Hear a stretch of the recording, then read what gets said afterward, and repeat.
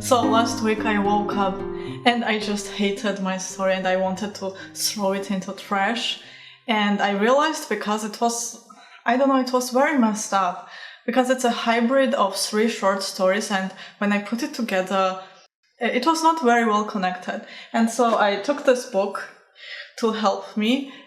It's A Story is a Promise. And this is the kind of book you don't really need to read it. You just read the title and it's in a title. So, oh, right, yes, every story is a promise. So what does my story actually promise in the beginning? And is it fulfilling later or not? That's a question. And no, it was not it was not fulfilling at all. It was like completely going out of way. And it was very hard to navigate and kind of return it to its path. And so this book also asks lots of questions, and that's how it helps you to find the promise, premise, movement, and fulfillment of your story. And it was very hard to answer these questions. I was resisting, I think, because, for example, it asks, so what's your story about, or something like that. And you want it to be something cool, but in reality, it's something very simple. And I think the one question that helped me to answer was, why is your character doing the stuff that she's doing? And I was like, oh, it's because, and then from that, I kind of took this hint and, not hint, but realization. And yeah, so now I took out from trash this story and like dusted it off, and okay, so I'll continue working on it. Yeah, okay, now I got it. And I think it's a good exercise. So if you watch something or read something, and so there are these initial scenes, right? And you always have some expectations. After you watch it, first scenes, you kind of expect something. And it's not just story-wise. For example, now I'm watching When I Was Reincarnated into Slime or something like that. And I think the promise of this show is that it will surprise you. It's something like Lost, actually, because the way that things happen there, it's you don't expect those stuff to happen, and then you kind of have this expectation that you will see the other stuff that you didn't expect. So for me, that was the promise of that story. And also, I think interesting thing is about characters.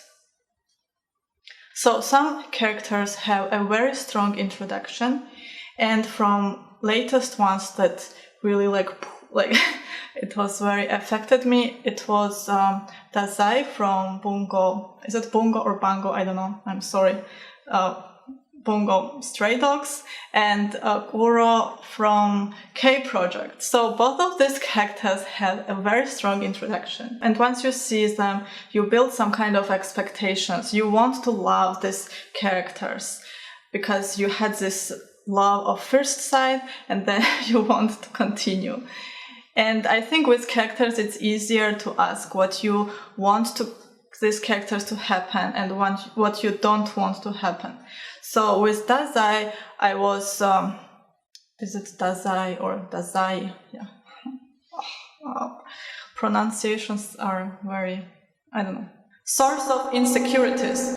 So with Dazai, it was, okay, so I want him to stay cool. He is a very cool character.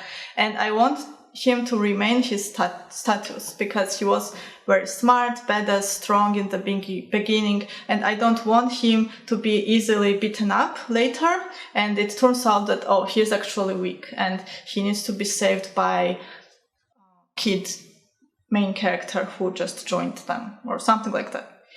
Another thing, I didn't want him, if he becomes a side character and we barely see him, because the way he was introduced, he needs to be frequently on screen.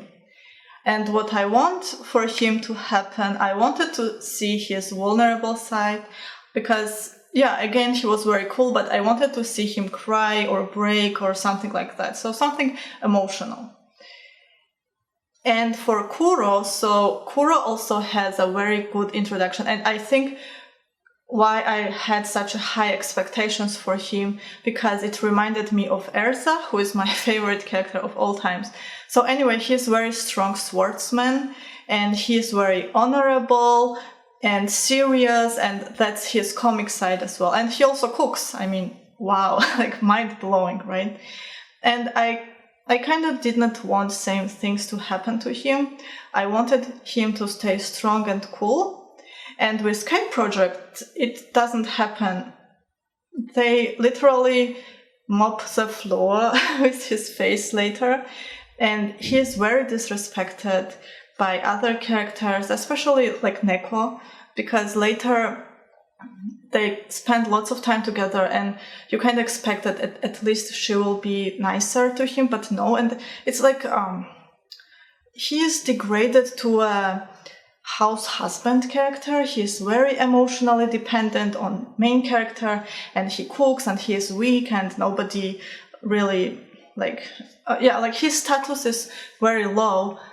But it's because, I mean, nothing is wrong with that kind of character, but just don't introduce him like he is the coolest swordsman in the world. Maybe it was just my expectations, because I really wanted to, I don't know, maybe it's just me, but when I watch something, I really want to find my next favorite character.